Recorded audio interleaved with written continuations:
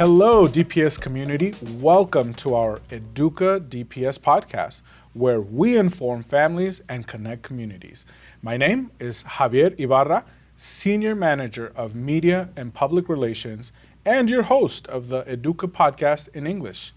Today, our guest is Allison Ratchford, Director of Multilingual Program Implementation and Effectiveness, part of the MLE department here at Denver Public Schools.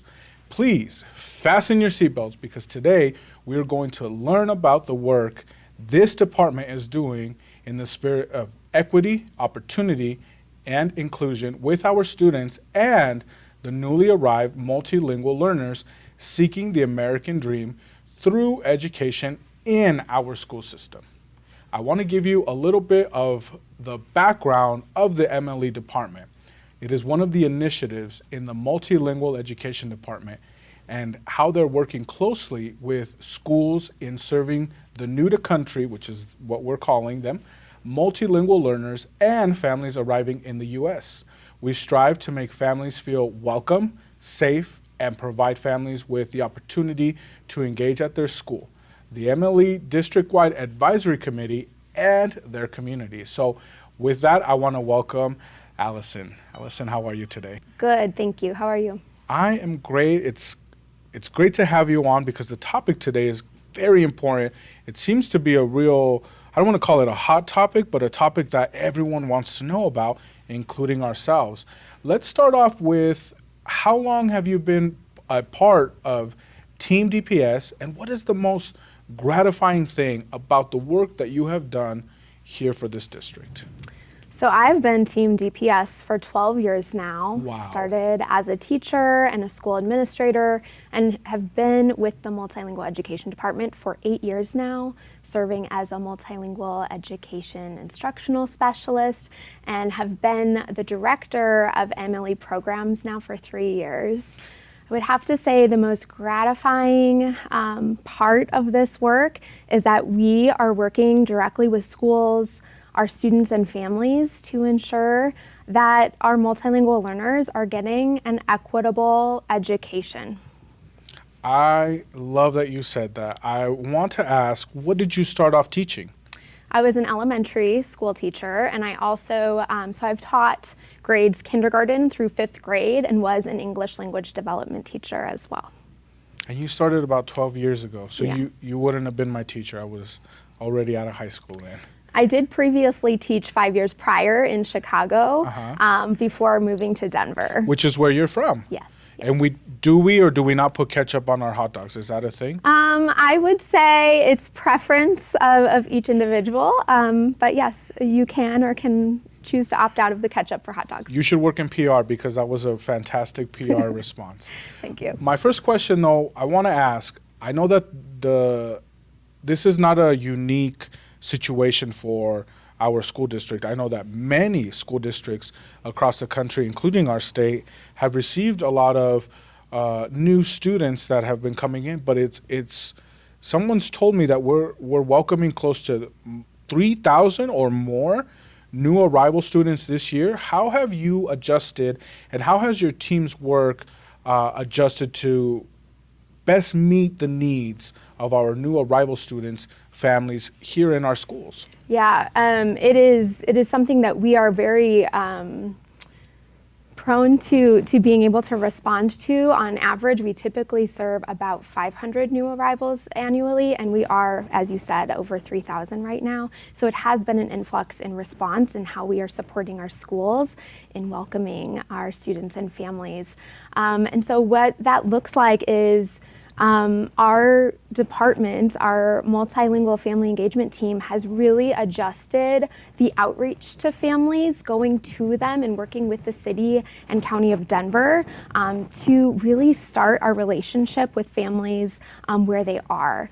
We are supporting families in navigating the United States education system, the Denver Public Schools choice process, and informing them of all the variety of bilingual and multilingual education programs that are available to them.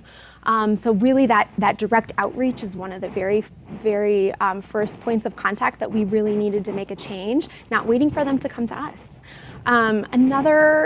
There's very a variety of different ways that we've had to become creative and adjust and be innovative in our approach to supports. And one of the things that we are leading across the district is a new arrivals working group. This is an opportunity weekly for contents departments that are centrally operated to come together and really talk about what are we hearing that our schools are in need of, that we can then centralize and really streamline supports in response to their needs. Various departments are included in that. The choice and enrollment, planning, transportation, family and community engagement, human resources, academics departments, and our schools team. And that's not an exhaustive list by any means, but it's really coordinating efforts to make sure that our schools are getting the response that they need to be able to adequately serve our multilingual learner students in the large capacity that they are receiving them right now. I think that's the beautiful part about working for DPS, where we don't care where our students are coming from. What we care about is that they have equitable education, equitable access to education. That's and right. I think when we look at all of these departments, all of the resources that we're putting towards this, it's not something that we created, I assume, right? We didn't just create your position, we didn't create the MLE department. It's something that we've already been doing, right? I know that we've actually done this a couple times before, correct me if I'm not mistaken, where we had the newcomers come in from Afghanistan, Correct. which I've met a few of them. Compelling stories, the things that those students have gone through, and now that they are our students. So once they are our students, I love to see the response. I love to see how we have come together. But I wanted to ask a little bit about the toolkit. Is there a toolkit for our teachers or school district leaders, or are we just sending them off and saying, hey, here's a new student? Thank you for naming that. In this, we are not just supporting the families and students' experience in welcoming them, creating this safe and welcoming environment, but we are also coordinating instructional support efforts, social emotional support efforts to make sure that teachers and leaders have resources at their fingertips to be able to adequately serve their new arrivals. Our toolkit includes a variety of different resources that include interpretation translation services, different instructional materials, both bilingual and for multilingual access to education, as well as different ways to engage family members and wraparound services that can be available for both teachers and leaders to lead for. Would you say, as from your experience, that although this is an influx that we weren't ready for, how would you rate the response?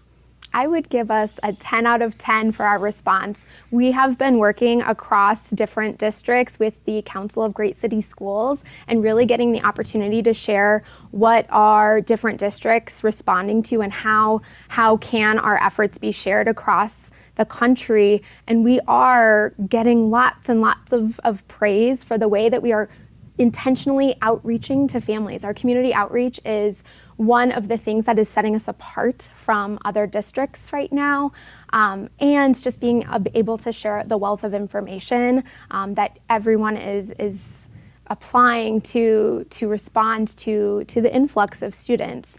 And I think you did name, this isn't something that's new to us. We had our Afghan refugees that we did respond to. It's just at a different number. Again, it's up to 3,000 this year, which is a wide variety of students that we get to serve. And the uniqueness of this particular influx is that we are a bilingual education school district. We Absolutely. have Spanish bilingual programming that we are able to offer our new arrivals that are coming from Venezuela, Colombia, Mexico, and other Latin American countries.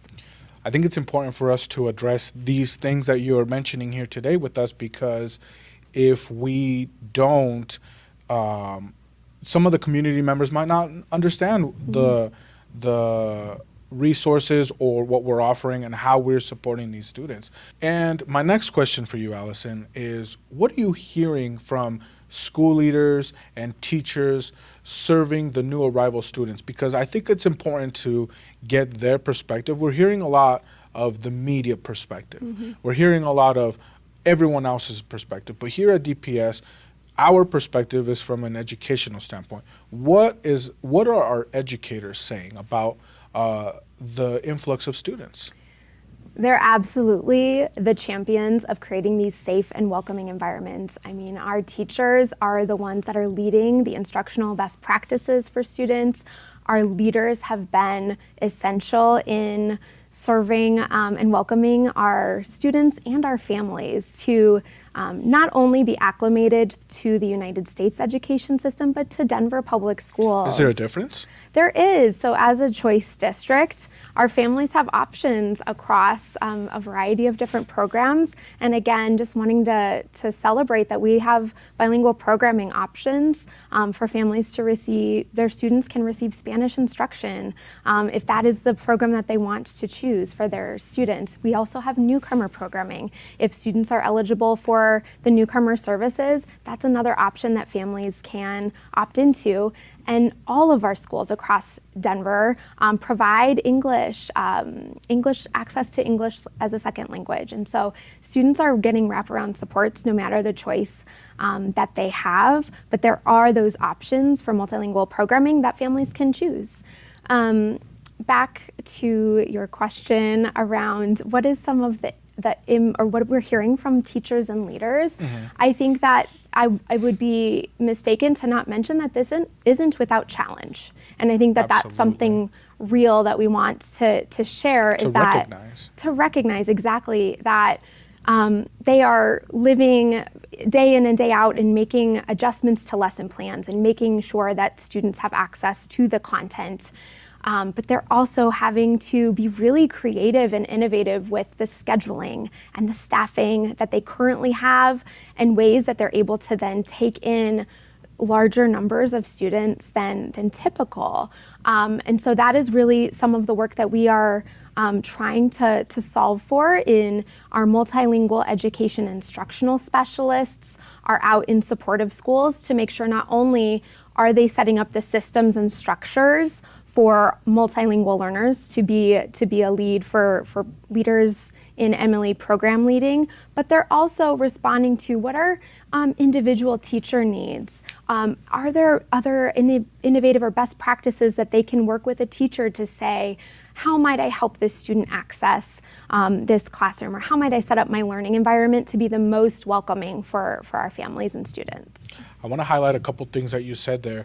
One of them being that we've had this programming for a while now, the Spanish programming, but I know that we don't just do Spanish or support our families with only Spanish. We support them with a variety of languages because here at DPS, we have a variety of languages spoken at home, and it's important for us to make sure that the families get their information. I know that within the comms department, we make sure that all of our comms gets translated correctly by a professional translator, not Google, so that all of our families get that information and they have equitable access to all of that. And I just wanted to highlight that and thank your department for continuing to do that, because it is important work, right? It is important work.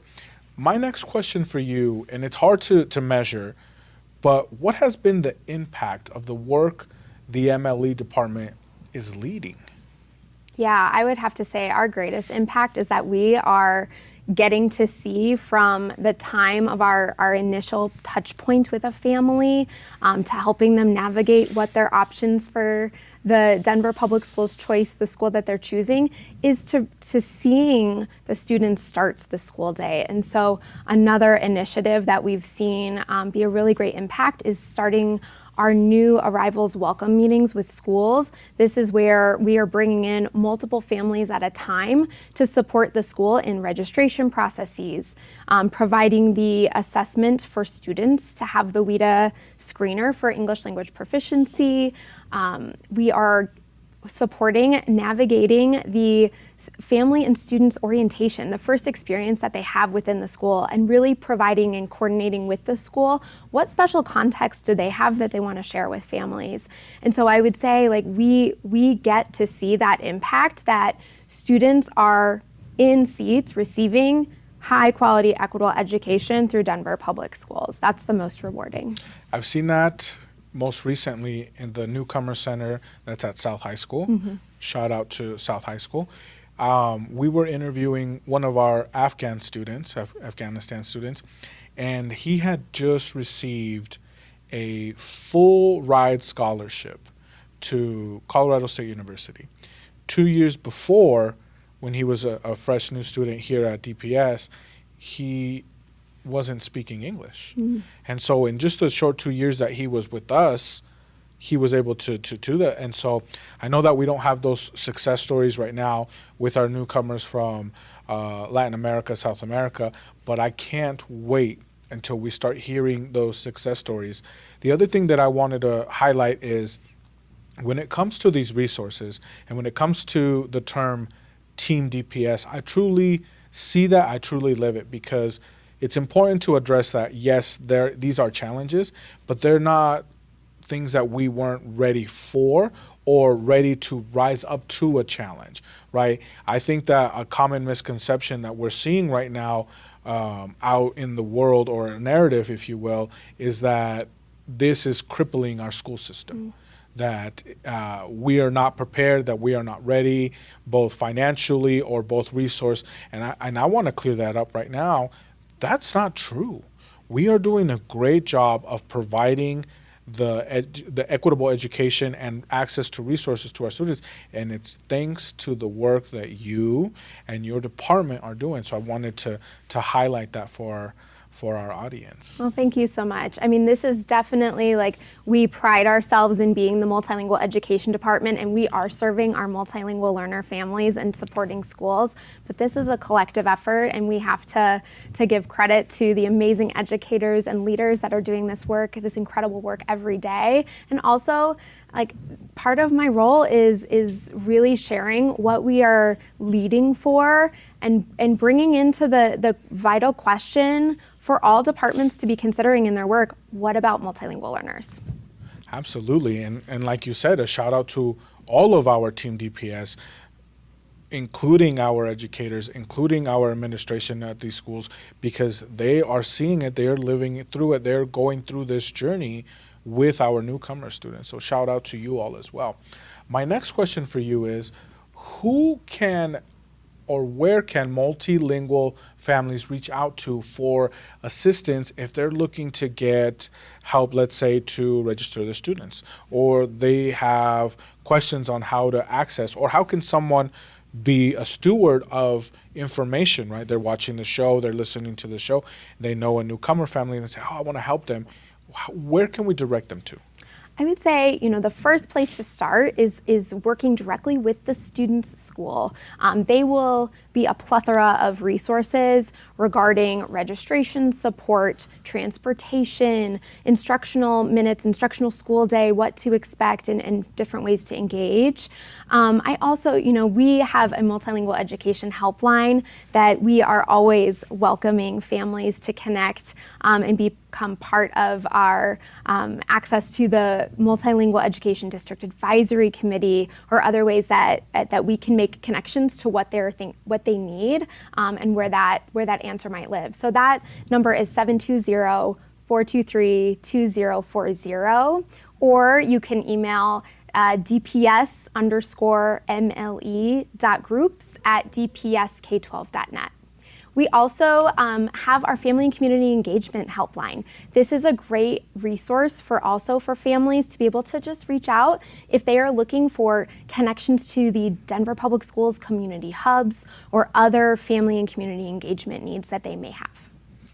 Allison, I want to thank you for this valuable information and for sharing your experience and insight onto the work behind the scenes that's going on with our newcomer students. specifically, right? I'd love to get into some of the other programming that the MLE department is doing, because I know that this isn't the only thing that your department is working on. But for today, we're focusing on newcomers. So I want to thank you. Thank you for joining us. Up next, we have Sari Portillo, Manager of Multilingual Family Engagement with the MLE department. Stay tuned while we bring her on to the show.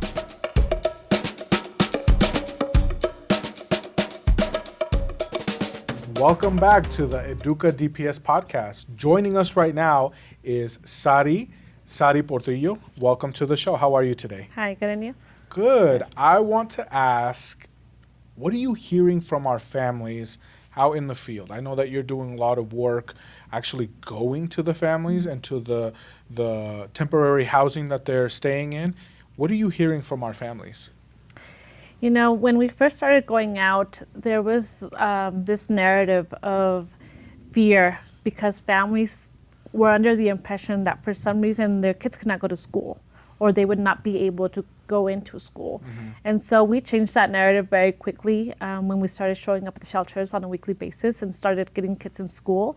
And so now what I hear is, you know, a lot of gratefulness. Families are so excited and happy to be able to choose bilingual programs, to be able to have their children attend schools where they will receive both Spanish and English instruction. And so right now what I've been hearing the most is just a lot of gratefulness.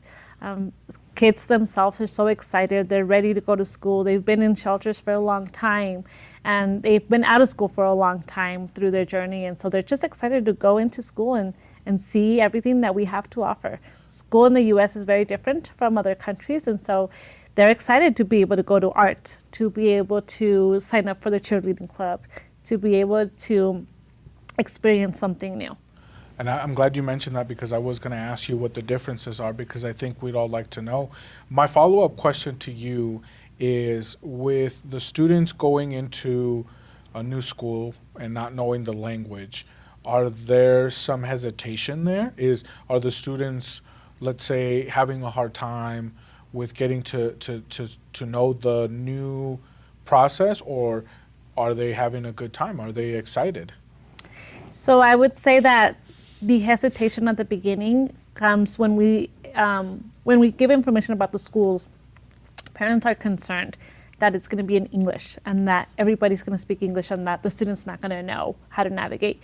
And so I think we alleviate those concerns the moment we inform them of bilingual programs. And at the moment we say, like, do you want English and Spanish instruction? All the families say, yes, we want that. And so I think that makes a difference in the way that children navigate the school system, is being able to know that there's somebody there who speaks their language and is able to answer their questions in case they're lost, in case they don't know where they're going. There's always somebody available who can support them in their native language. Sadi, we're hearing a lot of things come out from the community, both from the newcomer community and the folks who are welcoming them in.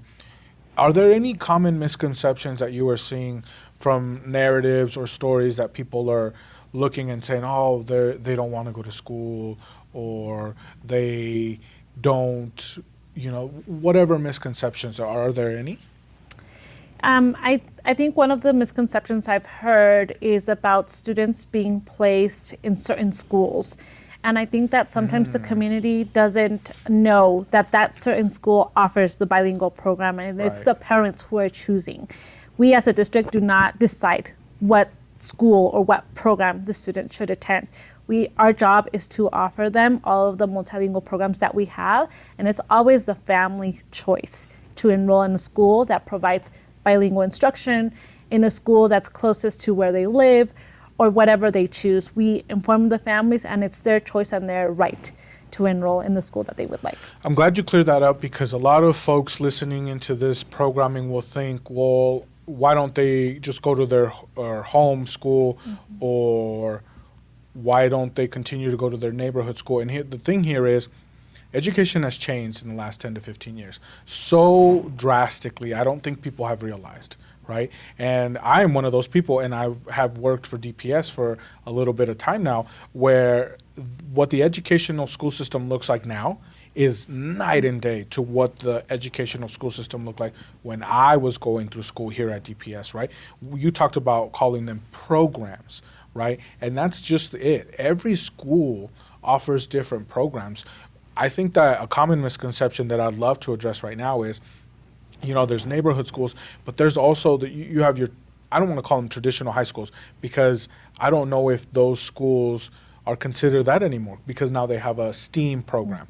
They have other programming within the school that is important for parents to look at. Just like a parent who, and I'm not sure what the correct term here is, but just like a parent who has had their students through the educational system, they want to choose the best program for their student. It's the same thing with our newcomer families, right? They too want to pick the best program, and that's what's dictating where their kids are going to go to school, right? My last final question here is, if the students are going to schools in their neighborhood, how are they getting to those schools? So one of our jobs is to inform the families of the transportation options. So, DPS is a very big district, and so we have the Far Northeast Shuttle Express services. So we provide families that are in that region the information as to what are the nearest bus stops, what time do you get on the bus, what time do you come back home. In other areas that is not the Far Northeast, we provide families with the information about the requirements to be able to obtain a yellow school bus. For elementary, they must live more than a mile away. For middle school and high school, there's other requirements. And so we provide the families with the information.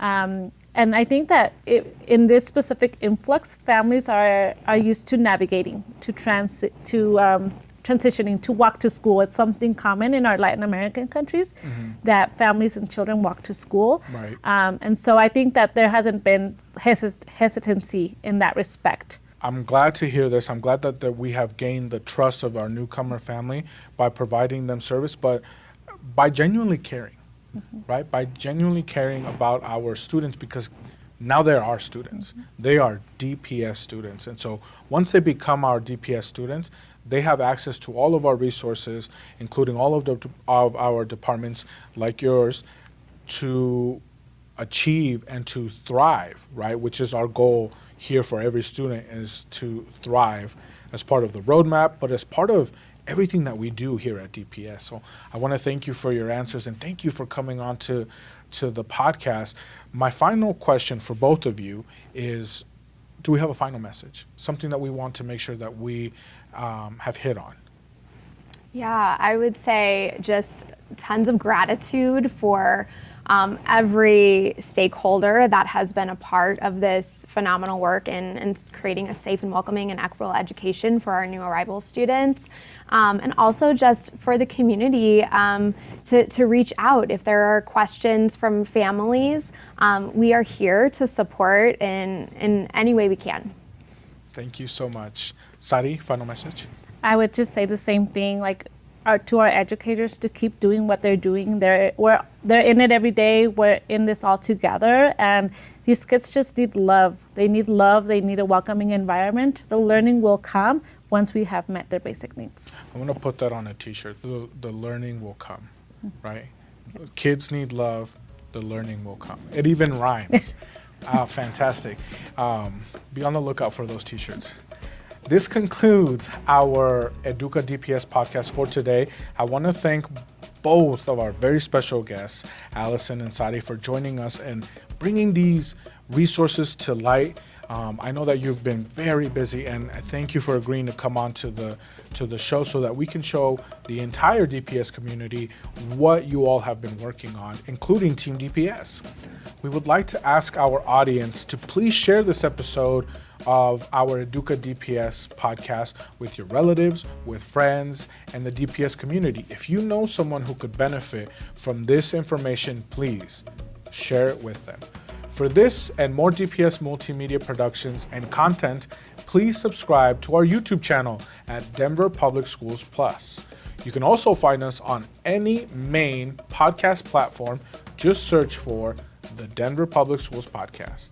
A big thank you to our communications department and to our proud superintendent of Denver Public Schools, Dr. Alex Marrero, for the support of EDUCA and all of our multimedia productions. Please remember to tell your children more often, and ladies, if I can ask you for your help in saying this next line. Sure. I believe in you, and I know you can do it. Thank you so much. Until next time.